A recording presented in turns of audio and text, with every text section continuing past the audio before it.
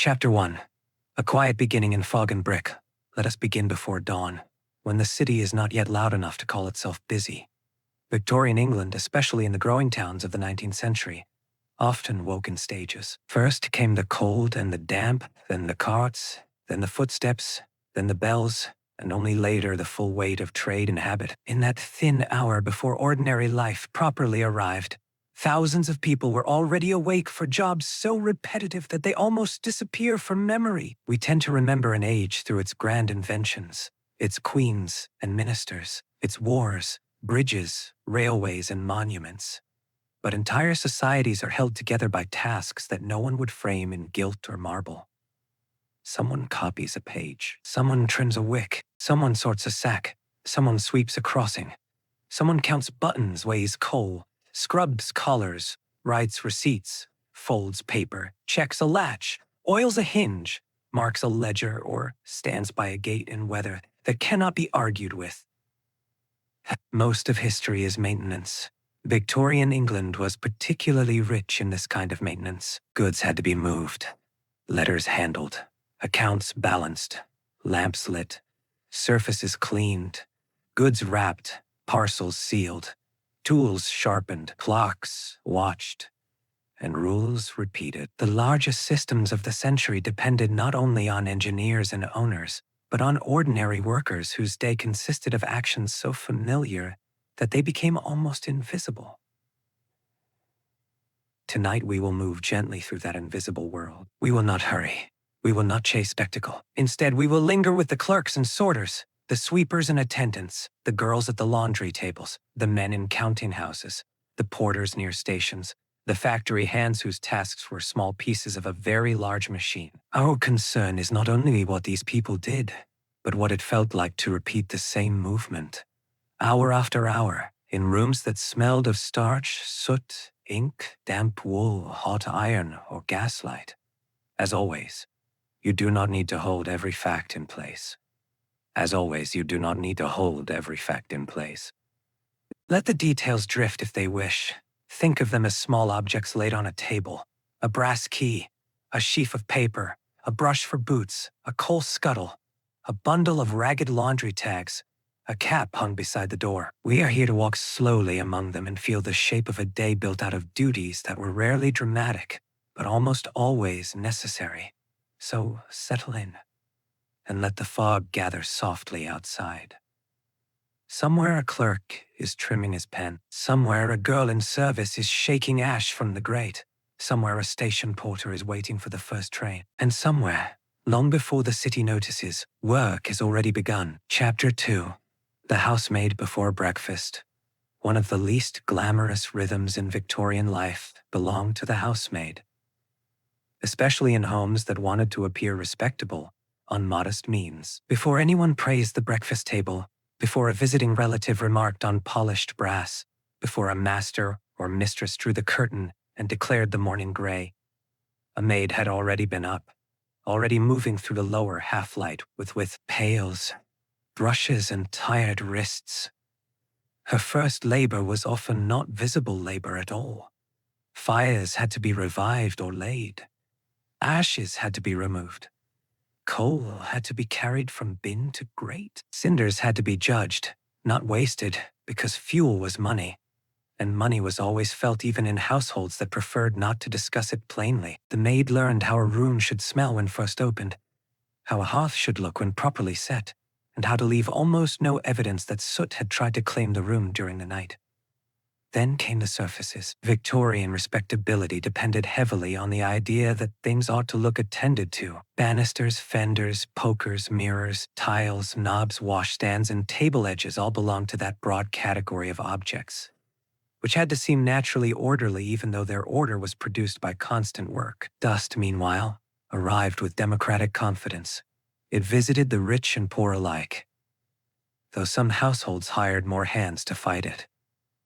There was also the strange, quiet choreography of being present, but unobtrusive. A housemaid in a middling home might be seen often and acknowledged little. She knew which floorboards complained, which doors stuck in damp weather, which family member wanted hot water early, and which guest would leave gloves in the wrong room. She managed practical memory for the household, while occupying a status that encouraged everyone to treat such memory as background function rather than skill. The monotony of this work could be profound. One grate today, the same grate tomorrow. One grate today, the same grate tomorrow. One rug beaten, then again, then another. Sheets aired, jugs filled, slops emptied, steps scrubbed. Yet there was also a specialized intelligence in repetition. The experienced maid wasted fewer motions. She knew how to carry more than looked possible, how to fold speed into ordinary gestures, how to estimate remaining coal with one glance, and how to complete 10 small preparations before someone upstairs rang for the first obvious thing of the day. In sleepy retrospect, the life of the Victorian housemaid is full of texture rather than climax. Soap, flannel, black lead, warm water, apron strings, reddened hands, and the small private relief of a task finished before anyone descended the stairs. Long before the family called the house comfortable, a maid had already argued with cold metal, ashes, and yesterday's disorder on its behalf. Chapter 3. The Clerk in the Counting House. If the maid's world was one of brushes and buckets, the clerk's was made of ink, paper, and sustained concentration. Victorian England produced clerks in extraordinary numbers. As trade expanded, so did the need for people who could copy, calculate, file, sort, total, summarize, and repeat business language with steady accuracy. A counting house was not dramatic in the theatrical sense. Nobody in it was forging a kingdom. Yet ledgers there could quietly shape the movement of goods, wages, credit, and consequence. The clerk's desk was a small geography of restraint. Pens had to be trimmed.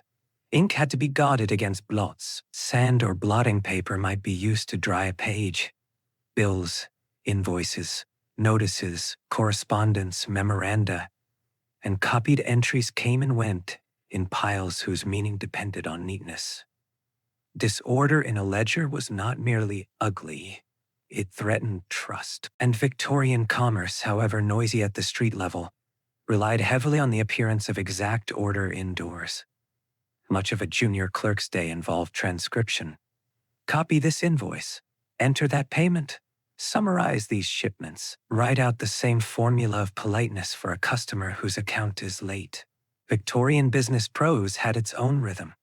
Respectful, formal, cautious, repetitive. To copy it all day was to become fluent in sentences that were not really spoken by living people, but by trade itself. One can almost hear the scratch of many pens making similar curves in similar rooms. There was status in clerical work, but not always comfort. A clerk might wear a respectable coat and still be paid little. He might cultivate careful handwriting as a professional virtue while living in lodgings that were damp, cramped, and cheerless. The work was cleaner than manual labor, but also peculiarly draining. A body can tire from stillness nearly as much as from movement. Eyes blur, shoulders stiffen, the mind grows sore from recurring figures. The Victorian clerk was also a guardian of sequence. One wrong number could travel far. One miscopied name could complicate a shipment, a payment, or a legal notice. So he developed habits of double-checking, quiet murmuring, line following, and mental compartmentalization. In a sense, he lived all day in rows. Rows of names, rows of costs, rows of dates. The world, reduced to columns, behaved more neatly there than it did in real streets. This is perhaps why the clerk became such a symbol of orderly exhaustion. He belonged to the expanding administrative middle, respectable enough to be trusted with records, modest enough to be replaceable, and tired enough by evening to feel that he had done much without ever having lifted anything heavier than bound paper. History often celebrates the great merchants. Sleepier history remembers the man who copied their numbers correctly. Chapter 4. Copyists, scriveners, and the endless page near the clerk stood another family of occupations, all united by the labor of duplication. Before office machines multiplied copies with casual ease, human hands did the work. Copyists, Scriveners and legal clerks recreated text line by line. Contracts, deeds, petitions, shipping records, wills, and government paperwork all needed clean versions. The miracle was not speed, but legibility. Imagine the physical patience required by such labor. Carry over the form of each capital, each abbreviation, each dated phrase. Correct as little as possible, because correction itself looked shabby. A copied page had to resemble authority. It had to look as though it had always existed in exactly that form. There is something almost monastic about this work, except that its purpose was secular and often commercial.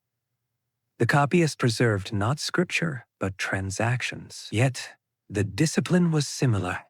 Faithful repetition, visual care, and the subordination of the self to the page. One's own opinions were irrelevant. The job was not to improve a sentence, but to reproduce it. The boredom of copying can be difficult to exaggerate. Language that reads briskly once becomes heavy on the fourth duplication. Legal phrases, in particular, are not famous for their freshness. A deed may proceed with immense seriousness through sentences that seem determined to include every possible contingency, while also discouraging human delight. To reproduce such sentences for hours was an apprenticeship in procedural sleepiness. And still, valuable skill lived in the tedium. Good handwriting was a marketable asset. So was patience. So was the ability to notice that the original contained an unusual spelling and preserve it exactly rather than correcting it by instinct. Accuracy in such jobs was not glamorous, but it was essential to a legal culture that trusted paper to outlast memory. When evening came, one suspects the copyist could still see lines floating before his eyes. Ink on cream paper, looping ascenders. A repeated date, a repeated address, a repeated clause. Modern life has found new ways to repeat itself. But the old copyist reminds us that bureaucracy was wearying long before the typewriter. Even in the age of empire and steam, someone still had to write the same words again. Chapter 5 at the laundry tables. If the counting house smelled of ink, the laundry announced itself by steam, soap, starch, and human endurance. Washing clothes in Victorian England, especially in institutional settings or for wealthier households, was strenuous work disguised by the harmless word laundry. There was hauling, soaking, scrubbing, boiling, wringing, mangling, drying, starching, ironing, folding, and sorting. Nearly every step asked the body to repeat effort, until effort itself became the weather of the day. Laundry workers, many of them women, dealt with textiles in every condition. Ordinary shirts damp with daily wear, children's clothes stained by rough use, kitchen linens thick with grease, collars requiring whiteness beyond reason, and bed linen that carried the domestic traces polite society preferred not to mention. Water had to be heated, tubs had to be filled. Soap had to be rationed carefully. Each item moved through a sequence that was both mechanical and intensely physical. The romance of crisp Victorian linen, when viewed from a quiet distance, collapses quickly into labor. White fabric was not naturally obedient. It had to be pursued into brightness. That meant attention to temperature, soaking time, scrubbing pressure, and later the long negotiation with irons. Ironing itself deserves a special place among repetitive occupations. Hot irons cooled, new ones had to be heated. Sleeves, cuffs, bodices, aprons, and sheets, each asked for a slightly different handling. And too little pressure and the crease remained, too much and scorch threatened. Tagging and sorting added another layer. In commercial laundries or larger houses, garments had to return to the right person. Losing an article was not trivial. A misplaced collar could produce irritation out of all proportion to its size. So even the quiet corner of folding and tying bundles required concentration. Boredom and responsibility often lived side by side in Victorian work. There was also the climate of the washhouse itself. Heat, humidity, wet floors, reddened knuckles, heavy fabric that seemed to grow heavier once soaked, and windows that might fog until the outside world looked remote and unreal. The day passed in cycles of damp exertion. Some workers likely developed a rhythm that carried them through it, the way rowers do, not because the labor became easy, but because repetition eventually teaches the body when to conserve and when to force. To fall asleep thinking about Victorian laundry is to imagine a world built on clean cloth and tired arms. Behind the polished collar of a businessman or the fresh household linen of a respectable family stood a worker who spent the day persuading water, heat, soap, and stubborn fabric to cooperate. It was ordinary work, endlessly recurring, and absolutely foundational. Chapter 6. The crossing sweeper and the street below. Victorian streets were not clean by accident. Mud, manure, ash, rainwater, scraps of paper, rotting matter, and the general overflow of dense urban life collected quickly where horses, carts, and boots converged. Among the humbler figures of the city stood the crossing sweeper, often poor, often precarious, and often operating in a curious half-space between self-employment, tolerated nuisance, and mere public usefulness. At busy crossings, especially after foul weather, it could be genuinely difficult for well-dressed pedestrians to pass without soiling hems and shoes.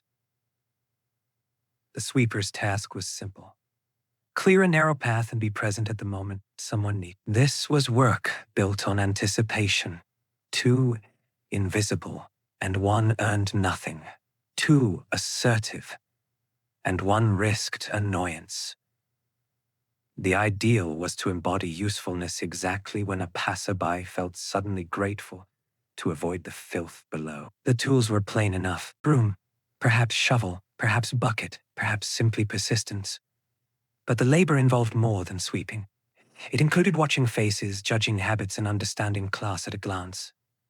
Some pedestrians gave coins. Others pretended not to notice. Some treated the sweeper as a convenience, others as a reminder of social discomfort. They preferred to step around. There is a melancholy boredom in labor, performed outdoors for small, uncertain reward. The crossing sweeper stood through long stretches in weather that no office wall kept out. Rain reduced earnings by making everything worse, and sometimes making customers more appreciative. Wind undid efforts almost immediately. Mud returned. Wheels splashed. Horses ignored all notions of civic cleanliness. The path cleared 5 minutes ago could lose its dignity at once. And yet this was also a skilled urban niche. A good sweeper chose the right crossing, understood traffic flow, and knew when to make the helpful sweep across at exactly the right moment. He or she sold an instant of reduced inconvenience. In a city increasingly aware of surfaces, footwear, and public appearance, that instant had value. It is easy to pass too quickly over the crossing sweeper in history, just as many Victorians passed quickly in life. But few jobs better capture the daily struggle to transform urban mess into temporary order. It was repetitive, weather-beaten, low-paid, and curiously intimate with the feet of the city. Chapter 7. Bootblacks, buttons, and small services. Not every Victorian job belonged to a factory or office. Some existed in the little service economy that forms around movement, appearance, and waiting. Bootblacks polished footwear. Errand boys carried messages and parcels. Button girls and shop assistants attended to small transactions whose scale was minor but whose repetition was endless. These jobs occupied the thin layer between commerce and convenience. Shoes in Victorian England communicated much. Muddy, dull, cracked, or neglected footwear could pull against the appearance of respectability. A polished boot, by contrast, suggested attention. The bootblack's world was made of brushes, blacking, cloth, leather, and posture. Kneel, apply, buff, inspect, repeat. Repeat. The work depended on transforming the lower edge of a person's public image while remaining socially beneath notice.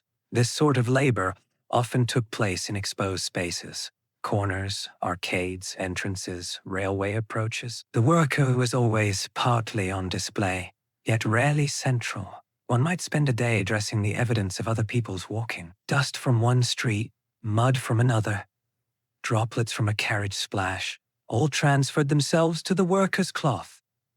At close range, class itself could seem to arrive as footwear. Small service occupations were also highly sensitive to tempo. A period of rush might come suddenly, then vanish. Long idle stretches could be as tiring as busy ones. Waiting is a form of labor when one must remain available. The mind hovers in readiness without reward. A porter at a shop door, an errand boy in a corridor, or a bootblack near a station all learned that useful boredom. Customers wanted quick service and standard results. The politeness was formulaic. The exchange was brief. The objects were small. Yet thousands of these tiny transactions stitched Victorian daily life together.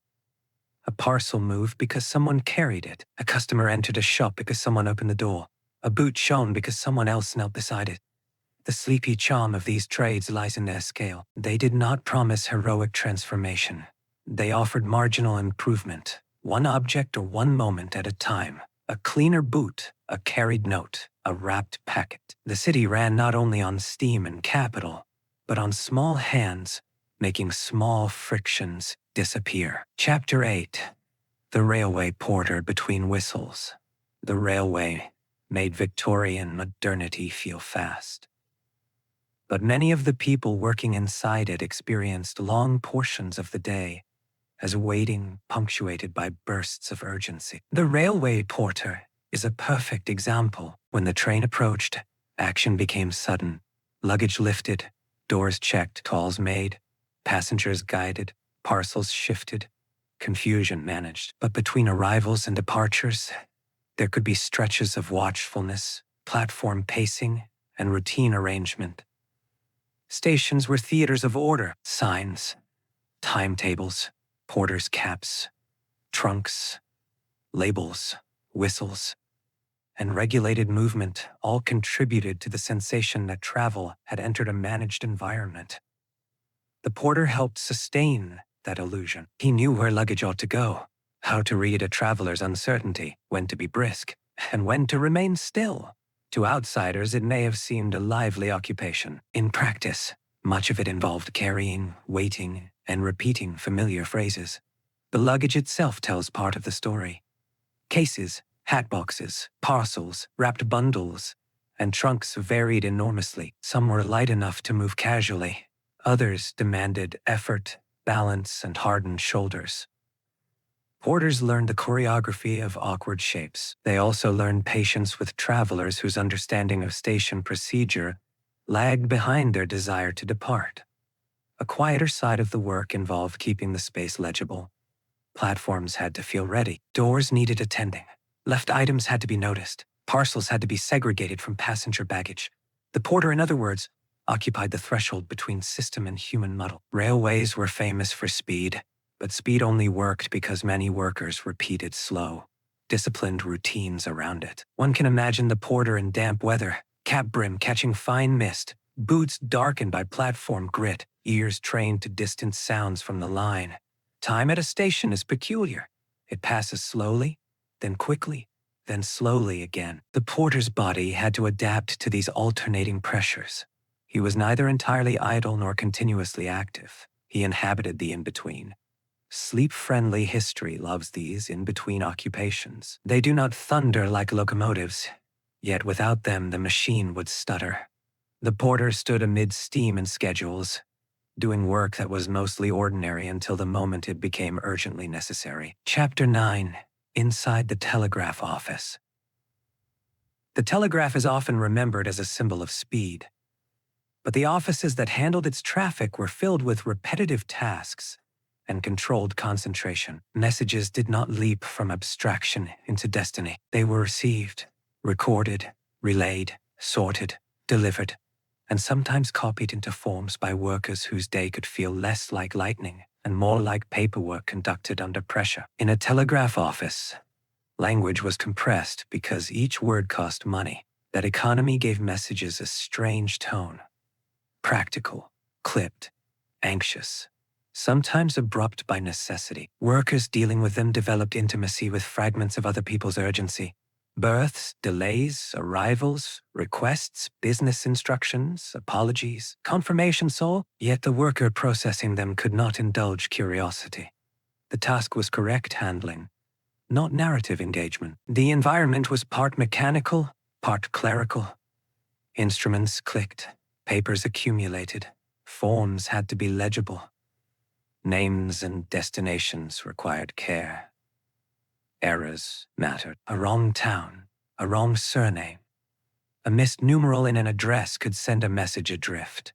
So, although the telegraph suggested instantaneous communication, the human hands within the system remained guardians against drift and confusion. Many telegraph workers performed narrow segments of a broader process. One received, another wrote, another sorted, another conveyed for delivery. Division of labor increased efficiency, while also increasing monotony. To do one thing well, all day, is a very Victorian arrangement. It can also be profoundly tiring in ways that have little to do with heavy lifting. The telegraph office was modern, yes, but not exciting in a constant sense. Repetition governed it.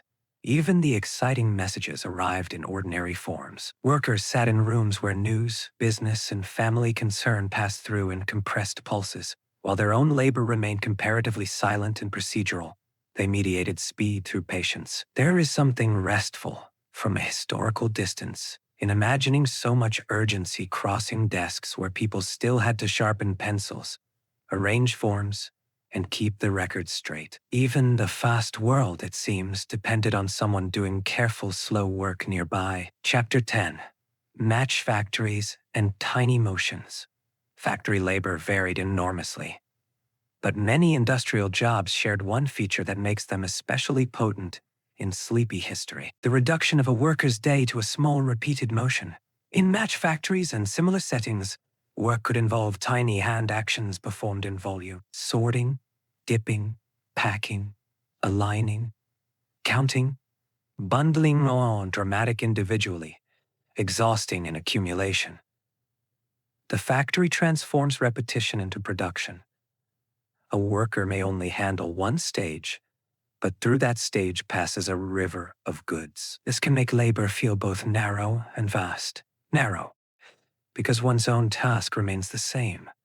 Vast, because the output multiplies beyond personal comprehension. The body becomes attached to a fraction of the process, a fraction of the finished object, a fraction of the reward. In match manufacture, workers might be involved in preparing splints, dipping them, drying them, or boxing them. The dangers and hardships of some such industries were real and serious, but even without dwelling on the harshest details, one can see how the work settled into the nerves. Hands learn speed, eyes check alignment, back and neck begin to complain. The mind, lacking novelty, drifts and is dragged back by the need not to spoil the bash. Factories also measured time differently from households. Bells, shifts, supervision, and output expectations imposed a tempo that was external and collective. One did not simply work until a room looked improved, or until a customer departed. One worked until the bell or the quota. That gives industrial boredom a special flavor. It is disciplined by the clock and witnessed by many others doing similarly partial tasks. And yet workers were not machines. They noticed weather through windows, if there were windows. They remembered jokes, songs, grievances, family needs, and overdue rent. Repetition does not empty a person. It merely leaves more room for the mind to wander while the hands continue. Perhaps that is why monotonous labor often produced such strong informal cultures of humor and complaint. As we drift through these factory rooms tonight, we need not chase noise. Instead, notice the smaller things: fingers stained by materials, boxes stacked neatly, aprons dusted by use, the peculiar seriousness with which tiny objects are counted. Victorian industry was not only smoke and roaring engines, it was also the endless discipline of small motions. Chapter 11. The seamstress and the long hem. Not all repetitive labor took place in large workrooms. Much of it sat in lodgings, workshops, or cramped corners, where sewing extended day into evening under poor light. The seamstress, whether working independently for a shop or under contract, inhabited one of the classic landscapes of Victorian patience: cloth, needle, thread, bent posture, and the steady narrowing of attention to a seam. Sewing can appear delicate to the observer, but prolonged sewing is physical in understated ways. Eyes strain, fingers roughen, shoulders tighten. The back grows sore from leaning, foot treadles where machines were used, introduced their own rhythms and fatigue. Hand sewing required repeated small acts of penetration. Pull, alignment, knotting, and trimming. Knotting and trimming. Like other piecework, its demands were simple enough to describe and immense enough to fill a life. Garments carried hierarchy. Better fabric, finer finishing, richer trim, and more complex cut all reflected status. Yet much of the labor making or maintaining these differences came from workers whose own clothes were ordinary and whose rooms were often dim. To hem a wealthy woman's dress in poor light is a particularly Victorian contrast. Even where sewing was done in company, the work produced inwardness. A person can speak while sewing, but not too wildly. Conversation bends around the need for accuracy. Many hours pass in a semi-quiet state, where thought accompanies the thread. There is something almost hypnotic in repeated stitch lines, especially on long seams that change only slowly. A cuff ends, a hem continues. A sleeve must match its part. Pins are gathered and regathered. The seamstress also lived under deadlines, shaped by fashion, season, and customer expectation. Clothing was not merely protection. It was social presentation. Delays mattered. Fit mattered. Fit mattered. Yet, the worker's own experience of the finished object might be brief. One garment leaves, another arrives. The hand that made neatness does not necessarily enjoy it. In the soft after-hours mood of our story, the seamstress belongs among the great custodians of ordinary appearance. She turned loose cloth into social form through patience measured in inches. One stitch, then another, then another. Chapter 12. The domestic cook and the kitchen clock in larger households. The cook commanded a kitchen, but command should not be mistaken for leisure. Domestic cookery in Victorian England involved timing, fuel management, cleaning, preparation, and constant anticipation. The cook's day was repetitive because hunger was repetitive. Because hunger was repetitive. Breakfast led toward luncheon, luncheon toward dinner, dinner toward the next round of washing and planning. A kitchen of the period was a place of heat and judgment. Ovens varied, fires shifted, pots blackened. Ingredients arrived in conditions that demanded labor before they became meals. Vegetables were trimmed, bones boiled, sauces watched, puddings managed, dough kneaded, kettles heated, knives kept, leftovers assessed. None of these things paused merely because the cook was tired. The boredom of kitchen labor is often hidden behind the drama of meals. Yet, much of the work lay in repetitive preparation. Peeling, chopping, skimming, carrying, scrubbing, checking. Menus might change somewhat across classes and households, but the kitchen always involved maintenance of both food and equipment. A cook knew the stove as a clerk, knew the ledger intimately, practically, and without romance. There were also strictures of order. Copper had to shine, surfaces had to be restored. Linen had to return clean. Pans could not simply accumulate because another meal would soon arrive. Time in the kitchen therefore folded inward. Even while one dish cooked, another stage of tomorrow's labor might begin. Broth simmered while fruit was sorted. Bread was watched while dishes were cleared. The cook lived in overlapping sequences. For many servants, the kitchen was one of the few rooms where speech and work could coexist with some freedom, especially before or after the more visible performances of service upstairs. Yet freedom within a workplace does not cancel monotony. The same stairs, the same range, the same stack of plates, the same sudden urgency when a bell announced that those above were ready to be served. To sleep beside Victorian kitchen history is to feel the old authority of routine. Meals return. Fires need tending. Surfaces must be reset. The clock in such a room is never abstract. It is tied to appetite, temperature, and expectation, and it rules the day with steady practicality. Chapter 13. The lamplighter at dusk. Few Victorian jobs carry such immediate atmosphere as lamplighting. We imagine dusk, ladder, pole, glass, a row of waiting lamps, and a figure moving from post to post as evening gathers. Yet even lamplighting, which appears picturesque from afar, was fundamentally repetitive maintenance. A city did not become luminous by sentiment. Someone had to do the rounds. The lamplighter's routine varied with place and season. In some settings, he used a long pole to raise and ignite the burner. Elsewhere, he opened the lamp casing more directly. Either way, the work required timing and route discipline. Too early and fuel was wasted. Too late and streets remained dim. Weather complicated everything. Wind, rain, soot, damaged fittings, and faulty supply turned a romantic silhouette into a working problem. There is a lovely monotony in route-based labor. The same streets, same corners, same sequence of tasks, night after night. The city changes by small increments. A shop closed earlier than usual. A window unlit. A puddle where the road failed to drain. A child pointing. A drunken voice. A policeman at the corner. A horse stamping impatience. The lamplighter learns the emotional map of a neighborhood through repeated evening passage. And then, after lighting, there is often extinguishing later or maintenance tied to the system. Trimming cleaning glass, checking fittings, all the ordinary backstage activities by which public illumination becomes possible. Like many service jobs, the more successful it is, the less viewers think about it. People praise a well-lit street rather than the labor that made it ordinary. The lamplighter occupies a threshold in historical memory, because gas and later electric systems transformed urban nights so visibly. Yet the worker's life still consisted of practical concerns: route length, equipment weight, weather, fatigue, and the condition of each lamp. Even beauty, in cities, is usually someone's repetitive duty. Perhaps that is why lamplighting remains such a soothing image. It is evening labor with a clear, visible result. One light, then another, then another.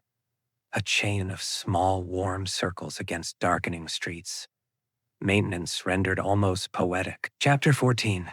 The night watchman in measured hours. Once lamps were lit and shutters drawn.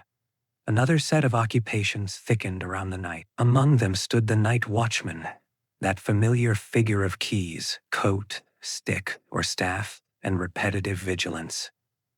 The watchman's work was not constant excitement. It was the management of possibility, checking, listening, waiting, and making one's presence known in places where trouble might prefer anonymity. Night work alters the meaning of sound. A distant cart seems larger. A latch seems suspicious. Footsteps echo. Wind around corners imitates motion. The watchman therefore lived in a state of trained interpretation, most of the time concluding that nothing was wrong. This is not glamorous labor. It is precaution repeated in darkness. He might patrol a warehouse yard, an industrial building, a private street, or a district requiring periodic calls of the hour. In some traditions, announcing the time and weather was itself part of the task, a blend of reassurance and proof of wakefulness. The public performance of vigilance mattered. The watchman had to seem present enough that negligence would not be suspected. The body experiences night watchfulness strangely. Sleep presses from within while duty insists on outward alertness. Long pauses become heavy. Routine checks become both comfort and trap. Comfort because they structure the hours. Trap because their sameness can dull the senses. Good watchmen balanced habit with attention, not letting predictability become carelessness. Industrializing towns needed such men because stored goods, workshops, yards, and alleys did not guard themselves. Fire was a worry. Theft was a worry. Disorder was a worry. Yet most nights likely delivered nothing dramatic. Only cold, keys, damp brick, and the long, slow passage from one hour to the next. For our purposes tonight, the watchman is a beautiful guide through ordinary nocturnal time. He reminds us that many jobs consist less of action than of remaining available to action. To walk, listen, note, turn, check, and walk again, this too is work. Chapter 15. The postal sorter and the sack of letters. Letters gave the century one of its most constant circulations. Behind each delivered envelope stood multiple modest actions. among them sorting. Postal workers faced the patient challenge of transforming large quantities of similar-looking objects into orderly routes and destinations. This required speed, legibility, memory, and tolerance for monotony. A sack of letters is not impressive until opened. Then suddenly there are names, addresses, handwritings, seals, stamps, paper qualities, regional clues, and occasional confusion. Sorters worked through this paper weather with disciplined familiarity. Place names had to be recognized quickly. Misspellings had to be interpreted. Bundles had to be tied and directed onward without clogging the flow. Take, read, judge, place. A machine-like rhythm, though fully human. And because letters were personal, businesslike, urgent, affectionate, or bureaucratic in unknown proportions, the sorter occupied a curious social position. So much human feeling passed through his hands, and almost none of it belonged to him. Sorting rooms also possessed their own acoustic quality. Paper rustle, footsteps, muted voices, perhaps the thud of sacks and the scratch of pens marking batches. Compared with the grand symbolism of the postal system nation connected, distance collapsed the room itself may have felt plain. Shelves, pigeonholes, tables, labels, forms, repetition. There is a tender historical irony here. Modern people often imagine letter writing as slow, intimate, almost luxurious. Family news traveled through procedure. Bills traveled through procedure. The sorter was one of the quiet custodians of connection. As the night deepens, it is pleasant to imagine those letters stacked in careful order, each awaiting its onward route. Not all history needs a crown or a battle. Sometimes it is enough to picture envelopes finding their bundles while a sorter, well past excitement, continues his practiced motions beneath steady light. Chapter 16. At the haberdasher's counter, retail offered another wide field of structured repetition. In a haberdasher's or draper's shop, assistants spent their days measuring, displaying, refolding, wrapping, explaining, fetching, and standing. Standing deserves emphasis. Shop work is often described through transactions, but much of it is simply endurance performed vertically. The shop assistant in Victorian England needed product knowledge, politeness, and stamina. Fabrics had to be unrolled smoothly, ribbons shown without tangling, boxes opened and replaced, notions counted and parcels wrapped with presentable neatness. Every customer imagined the goods waiting calmly for them. In reality, those goods had been handled and restored many times already. There is an oddly ceremonial quality to this labor. A bolt of cloth is presented. Fingers assess texture. A measure is taken. Preferences are discussed. Alternatives are suggested. The object returns to order. Then the sequence begins again with another customer, slightly altered but essentially the same. Repetition here wears the clothing of service and taste. Unlike factory workers, shop assistants were also part of the atmosphere. Their appearance and manner mattered. This added another layer of fatigue. One did not merely complete motions. One completed them while embodying cheerfulness, attentiveness, and discipline. Emotional steadiness becomes part of the job description, though rarely named as such. After a long day, the shop had to be restored. Counters straightened, stock adjusted, scraps cleared, ribbons retied, books balanced, shutters perhaps secured. Retail ends each day by preparing to repeat itself. The whole enterprise depends on making repetition look fresh. For sleepy history, the draper's shop is ideal. Everything is orderly, folded, measured, and slightly weary. There is no dramatic climax in the correct wrapping of buttons or tape. Yet such wrapping helped form the material life of the age.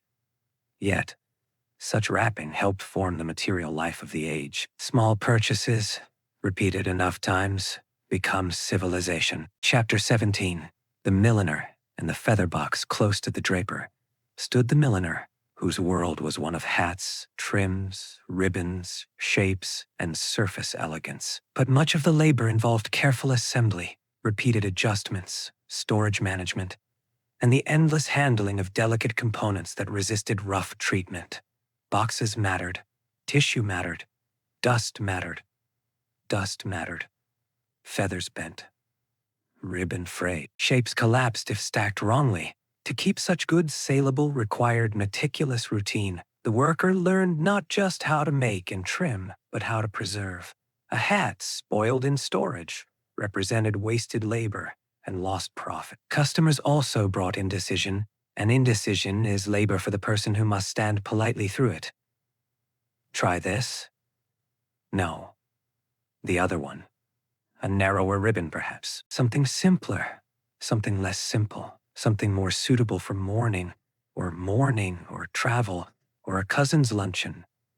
Fashion turns uncertainty into occupation for everyone around it, for those making hats rather than merely selling them. The process combined hand skill with repetitive finishing. Stitches hidden, trim secured, lining smooth, decorative elements balanced just so. Precision mattered because flaws sat literally on display. Unlike a seam hidden beneath an outer layer, a badly placed trim announced itself. The boredom of millinery was therefore mixed with tension. Delicate work often is. One must attend closely while doing very similar things repeatedly. The hands become expert. The mind alternates between absorption and drift, and the day fills with ribbons, pins, forms, and boxes until beauty itself starts to feel procedural.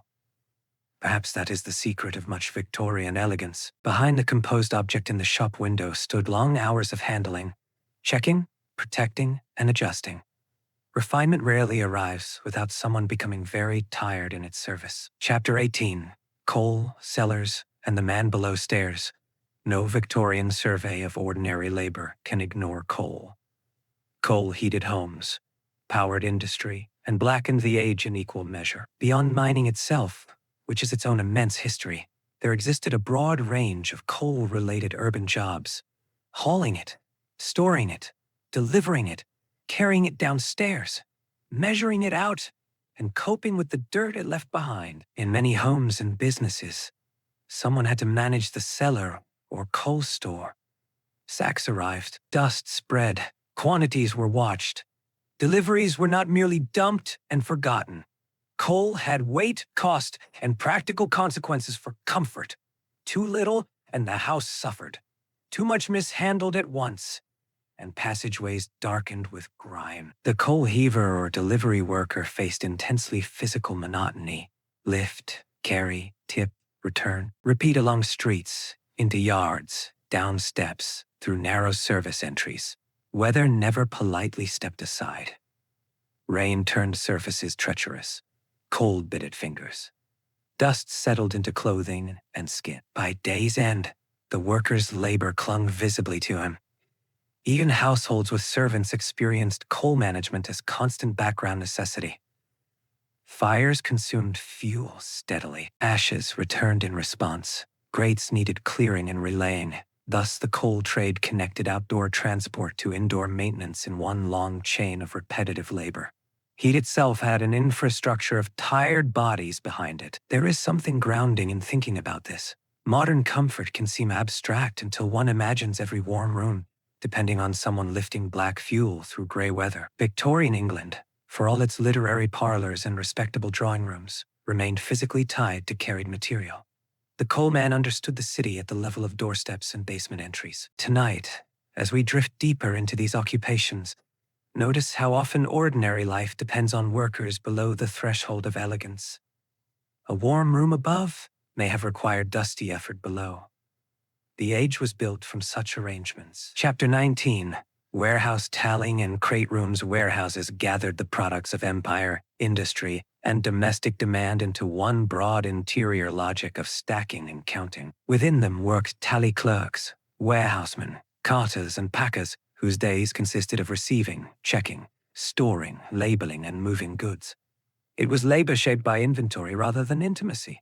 A crate room has its own calm severity. Boxes, bales, barrels, shelves, markings, chalk, rope, tags, smells of timber, dust, spice perhaps, hemp, damp packing material, or imported goods waiting to become ordinary purchases elsewhere. The warehouse worker moved among them, translating quantity into order. Here again the Victorian genius for system appears, though in a far less glamorous form than the railway timetable or parliamentary reform. Tallying was crucial.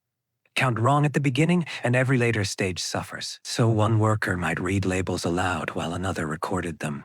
Or a single careful man checked manifest against visible goods, using pencil, memory, and experience. Repetition sharpened perception. A seasoned tally clerk could notice when a stack looked slightly short before counting confirmed it. Packing and repacking were equally repetitive. Goods shifted from bulk to retail sizes, from ship-ready to rail-ready, from incoming protection to outgoing presentation. Rope cut, paper wrapped, straw arranged, wooden lids nailed, labels attached. The motions themselves were plain. Their accumulation enabled a massive economy. The fatigue of warehouse labor lives somewhere between manual and clerical worlds. It asks attention and lifting, record, and movement. Workers inhabit long aisles where the eye meets sequence after sequence of similar shapes. Daylight enters from high windows, if at all. Time is marked by consignments rather than scenery. One can fall asleep, very pleasantly imagining such rooms. Ordered, dusty, half-shadowed, full of goods, waiting quietly for their next journey. The people inside them are seldom the stars of history. They are the keepers of stock, the measurers of incoming and outgoing worlds. Chapter 20: Paperboys, Newsrooms and Distribution. The newspaper gave Victorian public life a daily pulse. But that pulse depended on many repetitive jobs. Compositors set type, press workers handled machinery. Boys sold copies, clerks managed subscriptions, and carriers distributed bundles. Much has been written about the power of the press. Less is said about the boring discipline of getting printed sheets into the right hands at the right time. For the newsboy, work meant weather and calling. One had to be loud enough to attract notice and persistent enough to endure indifference. A stack of papers under the arm grows heavy, then thin, then heavy again when a new bundle arrives. The work could be mobile and repetitive at once. Street after street, corner after corner, headline after headline. Behind him, in less visible spaces, clerks handled names, addresses, renewals, accounts, and delivery issues. Someone had to notice missed payments, returned copies, wrong routes, changing addresses. Even public opinion requires filing. The mundane administration of information is one of the age's quietest miracles. Newspaper distribution also tied together timing and perishability. Today's issue mattered because it was today's issue. Delay reduced value quickly, so routine had to be tight. Bundles sorted efficiently, routes known, carts or carriers dispatched. This is not unlike the post, though faster in spirit and louder in presentation. The boredom here was practical rather than dreamy. One repeated because lateness was failure. Yet repetition also created reliability. Readers came to expect the paper because many workers had already made the sequence ordinary. The familiar arrival of information rested on labor that was itself deeply familiar. Imagine then, not the dramatic front page, but the quiet office where a drift, or the chilly dawn when bundles are opened and counted. Even news, which feels immediate and restless, must travel through routine. Chapter 21. The Schoolroom Copybook. If the schoolmaster or schoolmistress occupies cultural memory as a stern authority, the daily reality also included endless copybooks, attendance records, ink mishaps, and repeated instructions given to children whose attention drifted just as human attention always has.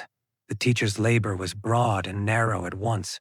Broad, because one person might manage many ages, abilities, and temperaments. Narrow, because so much of the day consisted of recurring forms. Copy this line, recite that table, sit properly. Keep silence, blot that page, repeat the rule. Schooling in this period often aimed at discipline as much as delight, and there were written records, names entered, attendance marked, performance noted, supplies tracked, fees, where applicable, considered. The administrative side of teaching is not new. It merely changes stationery. Victorian teachers knew that order on paper supported order in the room, even if children continued to spill, whisper, scrape benches, and dream of outside weather. Pupils, meanwhile, spent long hours performing the same exercises that clerks would later perfect in offices: penmanship, accuracy, recitation, copying. In this sense, the schoolroom trained the body for future monotony. Sit still.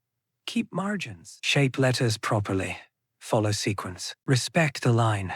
Industrial society liked workers who could manage repeated tasks, yet even monotonous learning carried its own small dramas. A page finally neat. A sum finally correct. A word finally spelled. Repetition can be oppressive, but it can also produce competence, and competence brings modest satisfaction. That quiet satisfaction may be one reason old school object slates, copybooks, desks feel so evocative. As we grow sleepier, the schoolroom becomes another chamber of orderly weariness. Teacher repeats. The children repeat. The bell repeats. The terms repeat. History, too. Learn to write itself one careful line at a time. Chapter 22. The hospital porter and everyday care. Hospitals in Victorian England changed significantly over the century. But even in improving institutions, much of the daily work remained basic, repetitive, and physically direct. Porters, attendants, laundresses, cleaners, and nurses handled the ordinary burdens of bodies in buildings. Moving supplies, changing bedding, washing equipment, carrying meals, opening doors, fetching water, and keeping order as best they could. The hospital porter's day could involve endless small journeys, a bundle of linen to one ward, a basin carried back, a message delivered, a patient helped from one room to another, firewood or coal shifted, refuse removed, doors checked. No single task might define the profession, but all of them together made treatment possible. Medicine may attract attention. Maintenance sustains it. Care institutions are rich in repetitive labor because human needs recur so predictably. Beds must be made again, floors washed again, instruments cleaned again, meals brought again, records updated again. The calm side of caregiving often disappears behind stories of crisis. Yet, most healing environments depend on routine more than drama. Workers in such spaces also learned a certain emotional steadiness. Illness can distress the visitor, but the attendant must continue. Linen still needs changing even when the mood is heavy. Floors still need clearing even when someone in the next room suffers. This is not coldness. It is the discipline of practical compassion. The patient gown folded, the basin rinsed, the curtain tied back. Victorian institutions could be harsh or under-resourced, but they were still held together by workers doing modest things repeatedly. If we imagine the porter's route softly enough, it becomes almost meditative. Corridor, stair, ward, return, corridor, stair, ward, return. The day narrows into serviceable paths. A civilization of care, however imperfect, rests on such footsteps. Chapter 23. Servants' bells, and the economy of summons.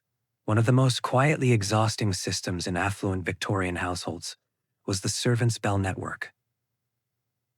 Bells connected the needs of family members upstairs with the laboring bodies below. In principle, the system produced efficiency. In practice, it turned service into an economy of interruption.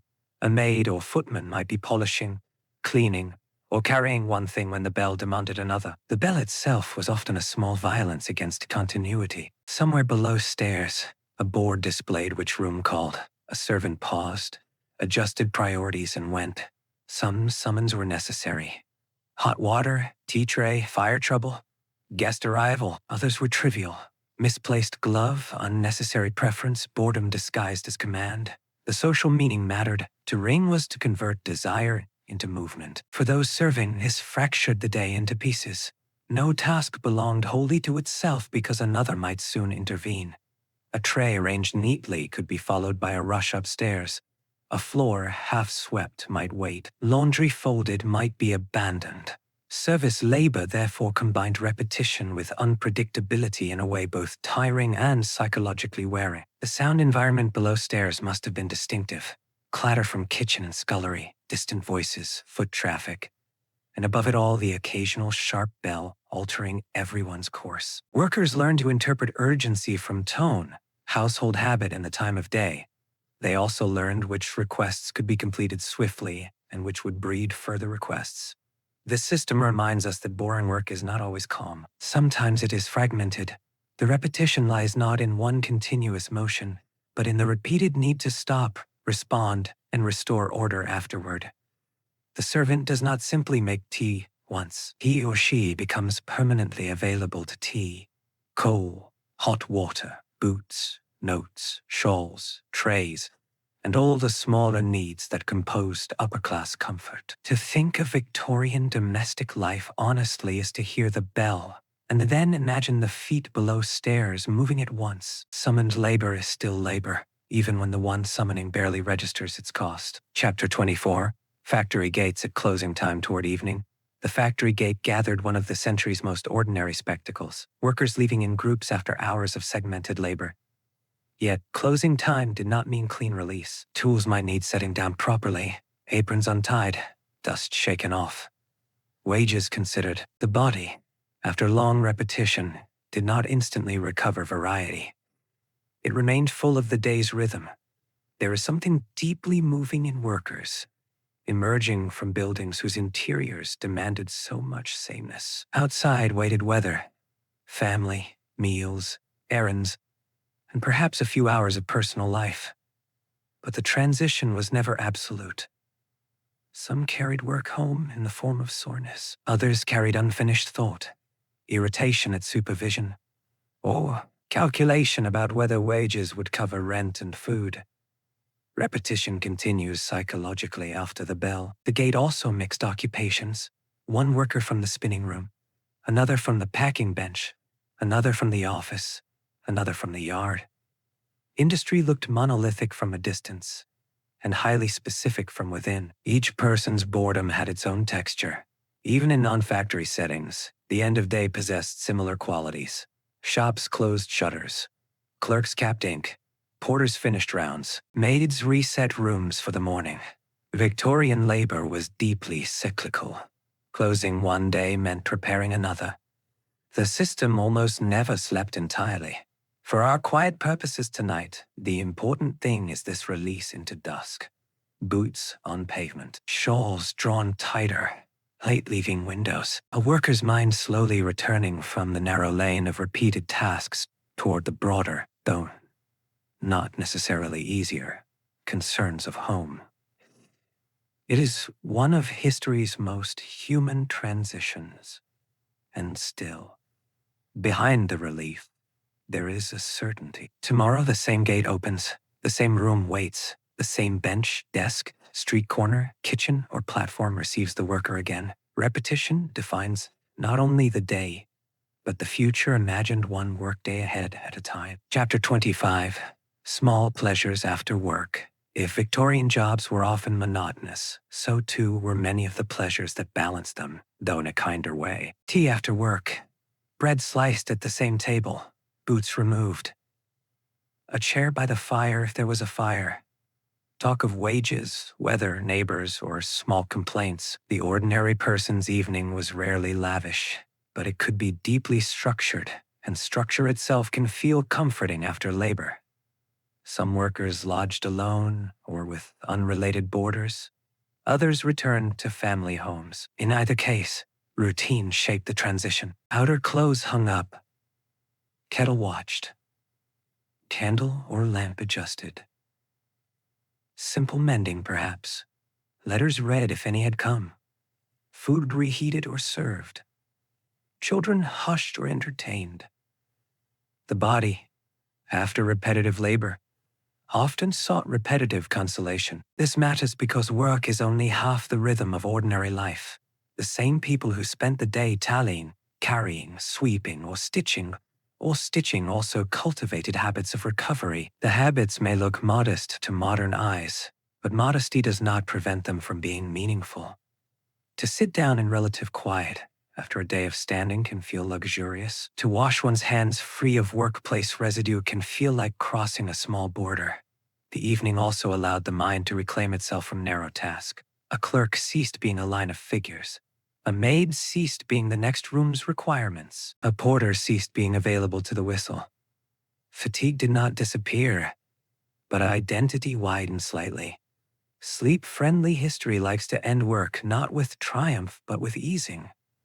No grand moral is needed. The worker has earned warmth, if warmth is available, rest if rest arrives, and temporary freedom from the repeated motion that shaped the day.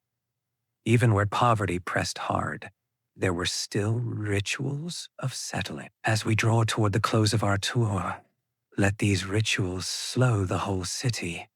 Doors close, cups are set down, the street grows dimmer. Somewhere, perhaps a newspaper is unfolded.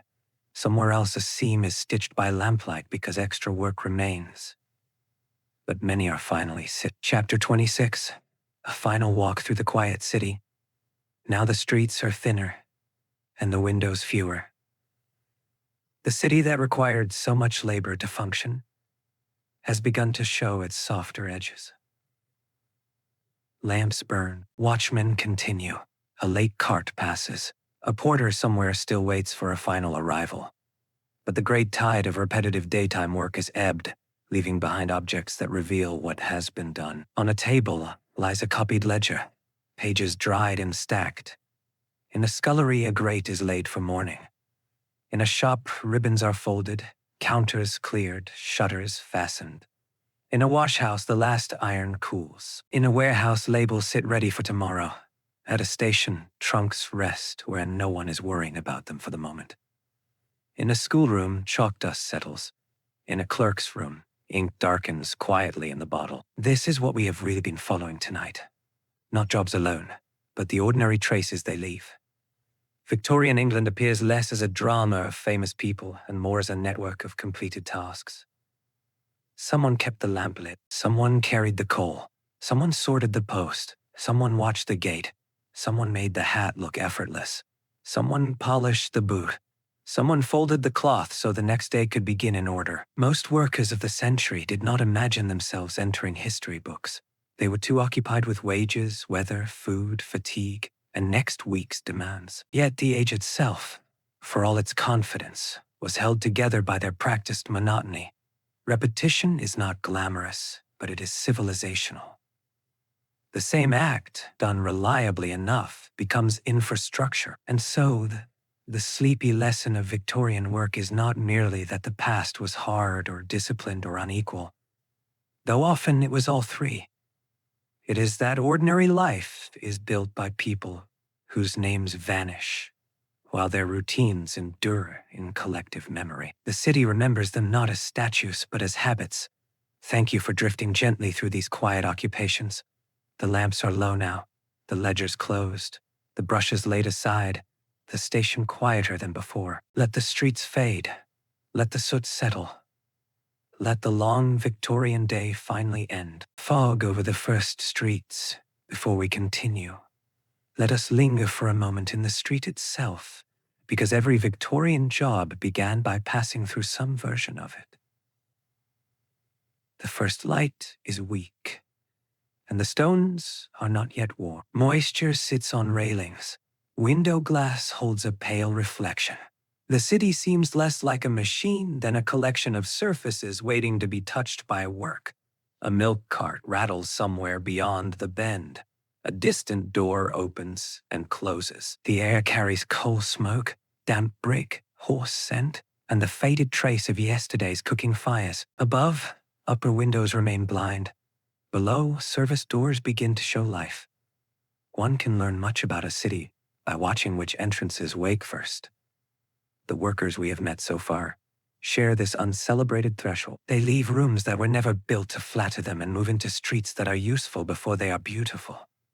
The clerk picks his way past mud that will not appear in any ledger. The maid hurries with a shawl tight around her shoulders, feeling morning more as temperature than as scenery. The sweeper looks down before he looks ahead, because the condition of the road matters at once. Victorian England loved grand narratives of progress, but progress at street level looked like early footsteps, careful boots, and people arriving before comfort.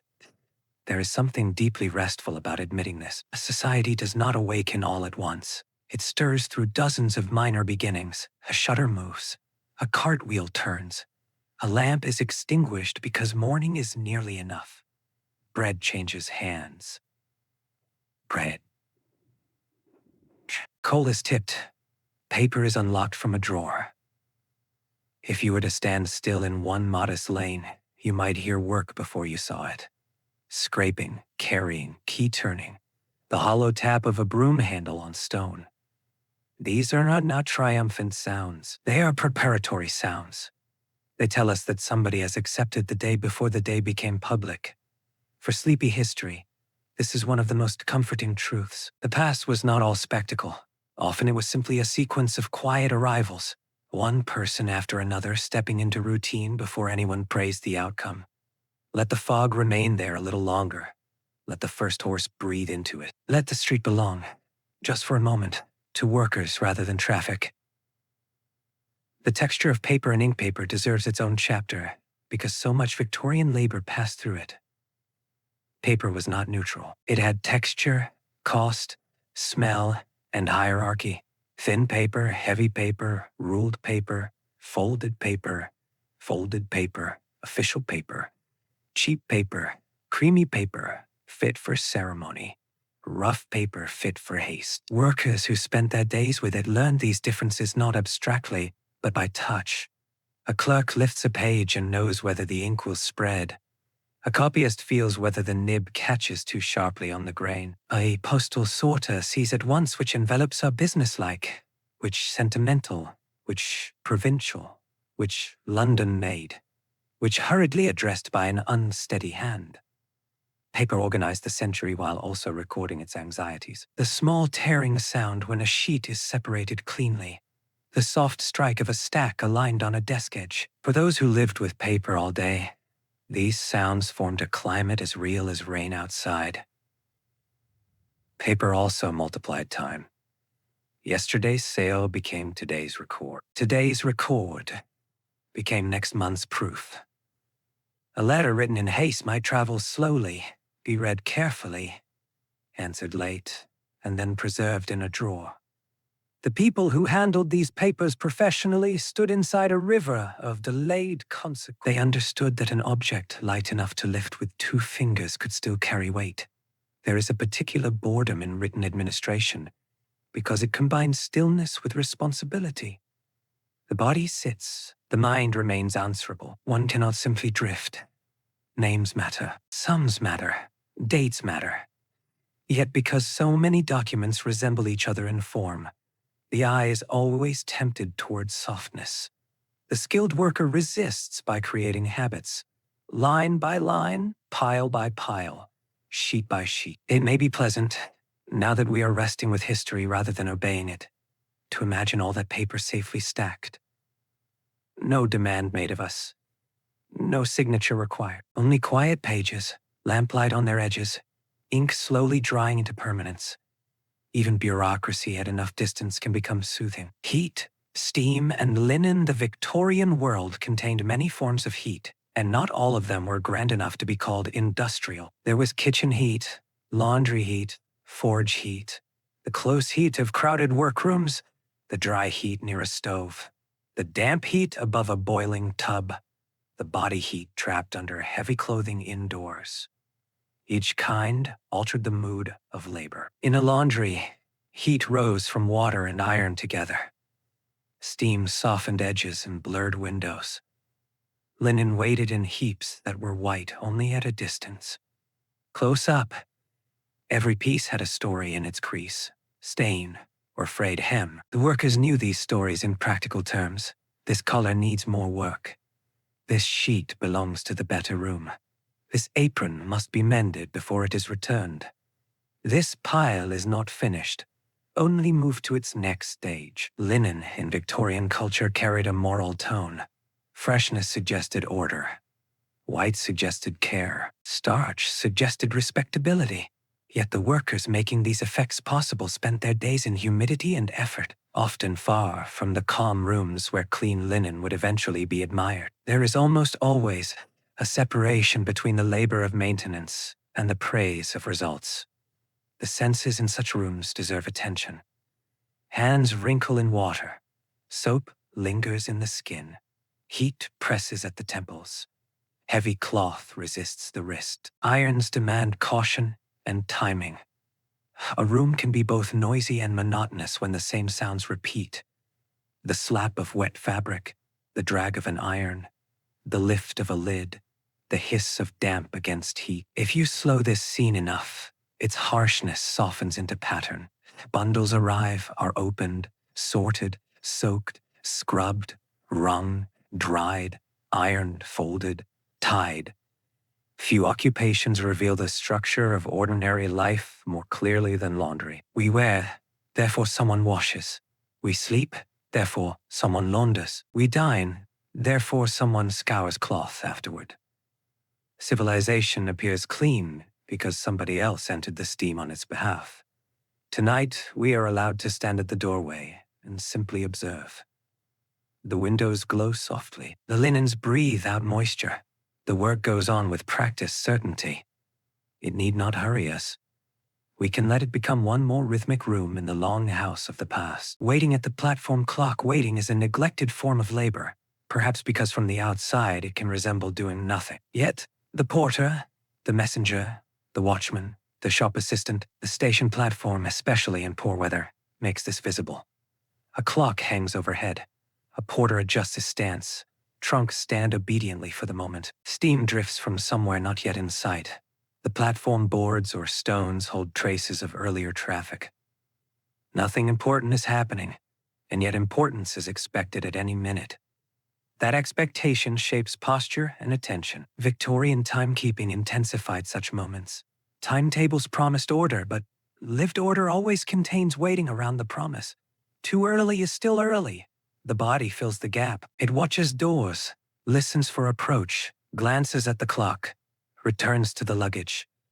Notices a passenger uncertain at the edge. Many jobs are built almost entirely out of such low-grade alertness. There is a sleepy beauty in this because waiting stretches time gently. Not empty time, but suspended time. The porter does not own the pause. The railway does, and still he experiences it in his own body. Weight eased to one leg, then the other. Hands briefly still. Eyes half on the track, half on the people. The same could be said of shopmen between customers, gatekeepers between arrivals, and telegraph clerks between urgent bursts. A society proud of speed still required people to endure slowness with discipline. That may be one reason the Victorian world feels so textural. Quick delivery rested on long sorting. Sudden service rested on those who had already spent an hour being available. As we rest here beside the platform clock, let the waiting itself become the subject. The porter does not yet lift. The whistle has not yet cut the air. There is only the cool rail line, the distant possibility of movement, and a man whose job for the present consists of being there when movement begins. Ledgers after sunset, when office work ends. The room does not cease to exist. Ledgers remain where they were stacked. Ink remains in its bottle. Chairs sit at slightly different angles, depending on whether their owners rose quickly or carefully. Dust resumes its patient claim on flat surfaces. There is a strange peace in administrative rooms after people have gone. The Victorian counting house after sunset is a chamber of completed attention. All day it held totals, corrections, signatures, and the mild anxiety of exactness. Now it holds only evidence of that effort. A ruler set aside, a pen wiped and resting, a blotter darkened by use. Perhaps a forgotten scrap where a figure was worked out privately before being written neatly into the official book. Such spaces remind us that work is often quiet, even when it is not restful. Clerical labor can leave almost no dramatic trace. No spark, no steam, no mud, no visible load. Yet if one sat in the empty room long enough, one might sense the pressure of all those hours of concentration. The lines in the ledger exist because eyes strained and fingers cramped. Offices also preserve hierarchy in furniture. The better desk, the worse stool. The window seat with more light. The interior place with less. The room after hours makes these arrangements still more visible because nobody is actively inhabiting them. Furniture becomes social evidence. Perhaps the most soothing detail is the idea that numbers are asleep now. Accounts do not demand correction at midnight from us. Bills are not ours to enter. The ledger has closed its mouth. The ledger has closed its mouth. It waits, as objects often wait in history, for the next person who must continue the sequence. So let us give the empty office a moment of calm attention. Outside, footsteps pass and fade. Inside, all is paper, wood, and settled air. The centuries' restless trade has paused in rows and columns. Even commerce eventually becomes a silent room. The smell of coal and rain made a memorable partnership in Victorian towns. One darkened the hands, the other spread the darkening to every surface it touched. When rain fell over a coal-burning city, streets took on a special character, reflective, muddy, shining in places, blackened in others, smelling of damp soot and horse traffic together. Workers moving through this weather did not have the luxury of treating it as atmosphere alone. The crossing sweeper watched filth thicken. The coal man worried about footing. The porter judged whether trunks would become slick. The maid arriving at a side door hoped not to carry too much of the street indoors. Rain magnified maintenance. It made everything need more attention. And yet, from a quiet historical distance, there is something deeply atmospheric about these wet streets. Gaslight catches in puddles, wheels leave temporary signatures, boots mark the pavement in quick sequences, smoke hangs lower, warm windows look warmer. The whole city seems drawn closer to itself by weather. Coal adds its own seriousness. Its smell is both domestic and industrial, intimate and public. It means warmth promised somewhere, but also labor, ash, dust, and the broad fact that energy in this age had weight. One could carry a sack of it. One could measure it out. One could see its residue on cuffs, ledges, curtains, and lungs. Victorian comfort was never fully separated from grime. Perhaps that is why rain scenes in such cities feel oddly honest. They show the cost of appearance. Clean hems become harder to preserve. Deliveries become harder to execute. Light becomes more precious. The worker's skill, already repetitive, now includes coping with weather's refusal to cooperate. Let the rain continue softly then. Let it strike the awning above a shop. Let it patter against the window of a counting house now closed.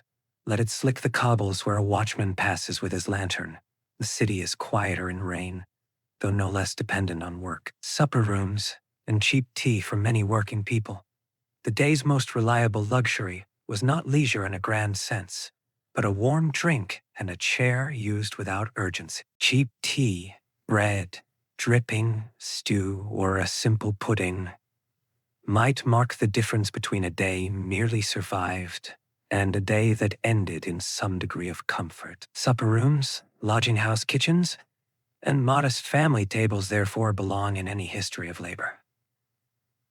What makes these meals historically tender is not extravagance, but repetition.